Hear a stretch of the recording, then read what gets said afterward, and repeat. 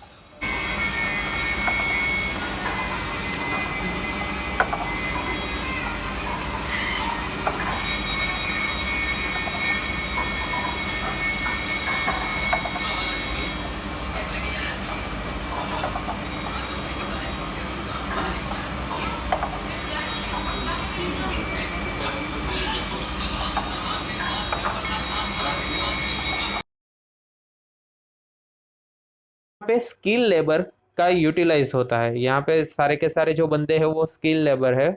उसमें एक ऐसा आर्ट है कि वो डायमंड मैन्युफैक्चरिंग कर सकते हैं, उसमें फैसेट लगा सकते हैं। यहाँ पे आप जो देख रहे हैं वो अंगूर है। जो डाई में हमने सिंगल डायमंड फिक्स किया होगा और वो सिंगल डाई हम यहाँ पे अंगूर में फिट करते हैं और उसके बाद उसमें डिफरेंट टाइप्स की डिग्री का यूज करके उसमें फैसेट लगाते हैं।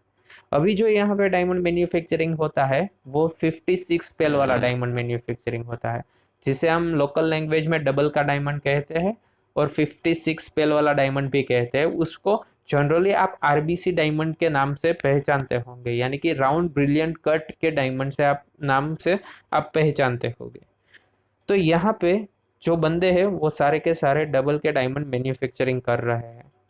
अभी मान लीजिए कि ये बंदे सारे के सारे मैन्युफैक्चरिंग कर रहे हैं, तो डायमंड इतना प्रीशियस क्यों होता है? क्योंकि इसमें काफी सारी भिन्न प्रकार की प्रोसेस होती है। हमारे पास जब रफ स्टोन आता है तो वो अलग बंदा है वो परचेस करता है, उसके बाद उसका जो एसेटमेंट होता है वो भी अलग बंदा करता है, उसके बाद उसकी मार्किंग की प्रोसेस रहती है या फिर गैलेक्सी प्लानिंग की प्रोसेस रहती है, वो भी कोई अलग बंदा ही उस पर वर्कआउट करता है। उसके बाद डायमंड जब फाइनलाइज करते हैं तब मशीनरी की प्रोसेस रहती है।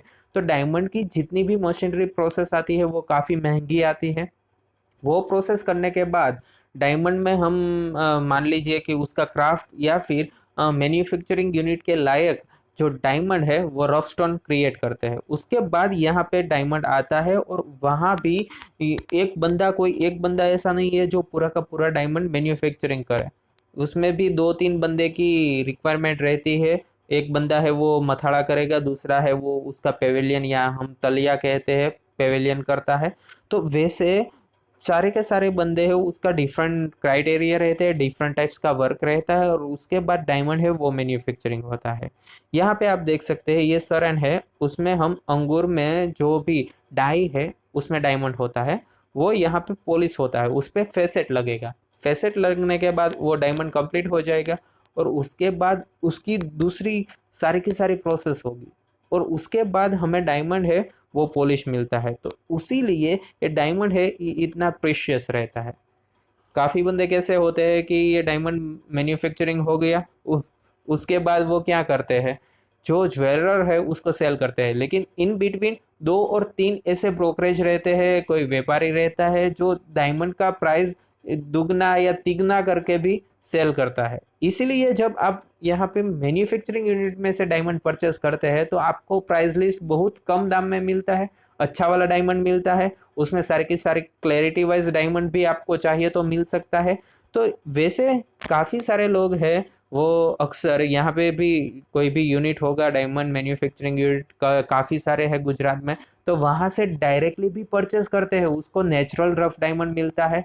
एज वेल एज वहाँ पे उसको ट्रस्ट भी रहता है क्योंकि यहाँ पे डायमंड मैन्युफैक्चरिंग हो गया तो ऑब्वियसली वो ट्रस्ट भी वहाँ पे रहता है, क्योंकि वो देख सकता है कि भाई ये डायमंड कैसे मैन्युफैक्चरिंग हुआ है और एक डायमंड है उसकी अलग ही प्रिसाइजनेस रहती है। तो वैसे ये डायमंड है उसकी वैल्यूएशन उतनी ज़्यादा है और उसका जो कार्य रहता है वो कार्य का आप देख सकते हैं यहाँ पे कैसे भिन्न प्रकार के कार्य हो रहे हैं। यहाँ पे डायमंड मैन्युफैक्चरिंग हो रहा है, लेकिन यहाँ पे कोई मथाड़ा भी की प्रोसेस कर रहा है, कोक है, कोई है वो पेविलियन की प्रोसेस कर रहा है। तो ऐसे डायमंड है वो मैन्युफैक्चरिंग होता है।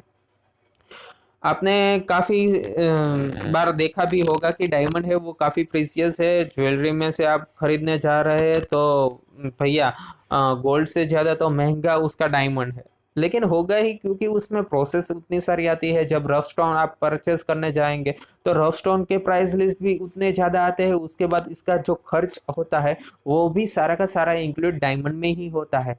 और उसके बाद जब 2 और 3 गुना रुपए किस में बढ़ जाते हैं, जब बीच में ब्रोकर रहता है, बीच में व्यापारी रहता है, उसके बाद जो ज्वेलरी वाला है वो भी उसमें अपना प्रॉफिट चढ़ाता है, और उसी लिए हमें कोई भी डायमंड है वो इतना महंगा मिलता है।